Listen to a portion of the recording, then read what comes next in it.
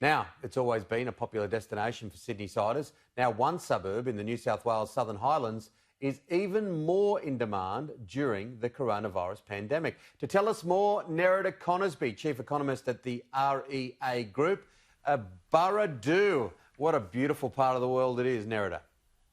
Yeah, absolutely. I mean, one of the things we have found is that post-COVID-19 lockdowns, there has been a rising interest in regional Australia and also rising interest in far more expensive areas of Australia. So Southern Highlands is now sitting in the top 10. We're also seeing the Richmond Tweed area increasing, so that Byron Bay pretty much up to Tweed Heads. So Burradoo sitting there at a $1.9 million median. It is one of the most popular areas in the Southern Highlands. It's not cheap, obviously. It's not affordability that is driving people there, but it is interesting too that we also had a sale there this week, which could have actually hit a record. We don't know yet, but Burradoo House was sold, and the last time it sold, it did hit a record price for the region. What about the industry right at the moment, Nerida? There was all sorts of forecasts happening. It's pretty much policy right across the world, a day at a time, and people making it up as they go. What's your take on it as we end the financial year? Yeah, look, I mean, for property, I mean, it has been interesting that it has remained far more stable, I think, than anyone expected. When we had a look at early on when the lockdowns hit, we did start to see a rapid rise in the unemployment level.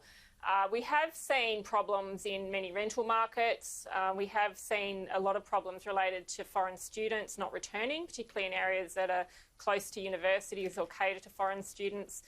What has been interesting, though, is as yet we aren't seeing the highest levels of distress. So the highest levels of distress are people having to go through a mortgagee sale. And at the moment, there's only 5 listings on our site which are classified as mortgagee sales. When you have a look at the total number of listings, it is well over 150,000. So it is still a tiny proportion. It's not to say it won't hit. We do still have those mortgage payment freezes from a lot of banks. So it will be interesting to see how the banks respond to this. Well, that is a concerning point, isn't it?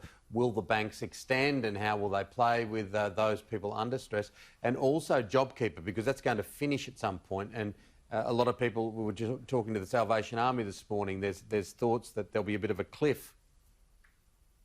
Yeah, look, it is concerning. I mean, on one hand, we are being supported a lot by the fact the financial system is relatively stable and the banks are well capitalised. Also that the government has thrown a record level of stimulus into the economy. So on one hand, this has got us through and has led to this far more stable position. But like you say, at some time it does have to come to an end. And if we're not through the worst of it by then, it will be quite difficult for a lot of people, and that will flow through to economic growth.